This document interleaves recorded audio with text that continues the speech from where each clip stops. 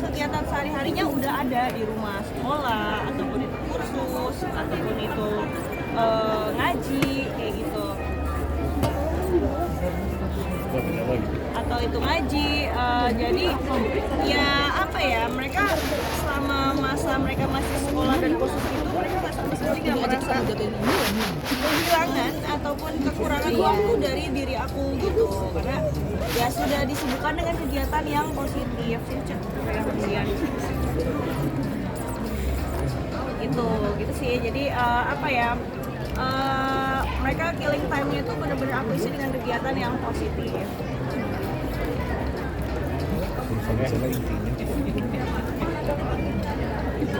Lagi udah diem, ayo mulai nanya. Aku nanya di sini dah. Pas dikit kah, update kah? Update dong kayak dikit. Update apa ya? Yang lagi rame kemarin. Yang status IGS-nya itu yang terkait garis keras gimana Kak? Iya. Makan. Jatuh pecah dulu ya. Saya dengan sangat senang hati kalau pecah semua. Artinya dibeli semua.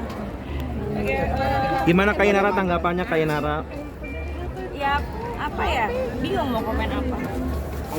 Tapi sempat kaget nggak sih Kainara ketika tahu kabar beliau akhirnya diamankan? Kaget gak atau sempat jenguk? Enggak sih. Apa? Ini ya mau komentar apa? Karena kan ya itulah sebabnya kenapa aku kemarin memutuskan untuk speak up di podcast orang, terutama podcast Dr. Richard dan teman-teman para figur lainnya, ya supaya ketika ada hal seperti ini terjadi, ya aku nggak perlu lagi menjelaskan. Reina, tapi Kaina tahu nggak sih bahwa emang dia sebelumnya itu memakai itu apa gimana? Apa baru tahu dari pemberitaan itu? Gimana ya? Sebenarnya pertanyaannya ini jawabannya udah ada di dalam podcast semua. Di sini belum. Udah pernah aku spill juga tipis-tipis, tapi kan nggak berani ya aku belak-belakan karena kan bukan wewenang aku untuk bisa mengungkap suatu kasus kalau nggak ada alat bukti yang valid. Kaina memberi pengertian ke anak-anak seperti apa Pak? Pemberitaan tersebut. Oh, sama sekali anak-anak alhamdulillah steril dari sosial media karena Along sama Ali nggak pernah kuasai gadget juga, maksudnya benar-benar nggak pernah mengakses sosial media, dan sekolahnya juga international school, jadi nggak ada orang tua murid yang bergosip ya ngegibah di sekolah ya, karena isinya anak-anak dari Korea, dari UK, beda berita gibahannya mungkin ya. Terus juga untuk Stella sendiri dia homeschooling dari awal, dari zaman masih pandemik sampai hari ini, jadi benar-benar anak ketiganya alhamdulillah steril dari sosial media. Cuman memang aku dapat nasihat dari salah satu ustadz, aku nggak bisa sebut namanya, bahwa memang suatu saat entah cepat atau lambat memang harus cerita ke anak, terutama Stella, tentang kondisi dirinya, karena dari sana pun mereka sebagai anak-anak wajib untuk mengetahui kekurangan ayahnya. Apa ya? Karena ayahnya, bahkan aku sendiri, kita ini manusia, kita pasti punya sisi kelemahan, pasti ada celahnya, dan supaya nggak menimbulkan apa ya, nama mental illness-nya apa ya, jadi kayak anti hero gitu loh. Jadi kayak sosok orang tua yang tadinya dia merupakan sosok yang hero, sosok pahlawan di mata anaknya, tiba-tiba kemudian pada suatu hari anaknya tahu bahwa orang tuanya ini tidak sesuai dengan ekspektasi mereka, kemudian mereka kecewa dan mengambil pelariannya di hal-hal yang negatif. Jadi kita menghindari hal itu sedari ini dengan cara mencoba untuk menjelaskan sehalus mungkin, sedetail tapi sehalus mungkin ke anak-anak tentang kondisi dirinya. Jadi kejadian mereka belum tahu ya keluarga sendiri. Bentar nggak Bu?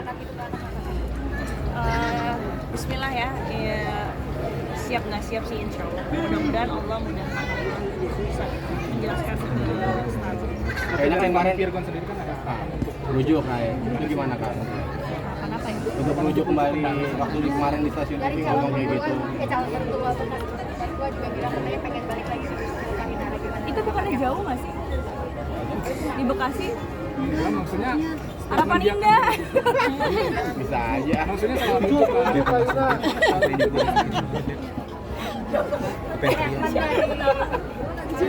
pengen balik lagi dengan Kainara, gimana tanggapannya? tanggapan aja. Balik ke pelukan Virgon, Kak, katanya tadi lagi. Rujuk Kainara mau nggak? Akan tergantikan. Balik kanan gerak. Berarti udah tutup pintu ya Kainara ya? Nih gue nanya nih. Gimana dong? Ya gimana dong baiknya? Coba aku tanya kalian gimana baiknya. Enggak ah, Hati Kainara. Enggak, kalian pada setuju nggak? Setuju nggak kalau setuju ya kalau misalnya pada yang benar. Itu Kainaranya. Yang benar. Kainara ini kan setelah Bang Virgon ditangkap kan mungkin semakin Kainara kerja keras nih untuk anak-anak.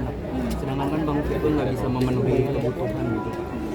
Ya alhamdulillah sih, biarpun dedinya anak-anak lagi tersandung kasus seperti ini ya, beliau masih ada bentuk tanggung jawabnya lah untuk anak-anak, walaupun memang nggak seperti biasanya lah nominalnya, cuma aku sudah berusaha untuk mengertilah kondisi beliau.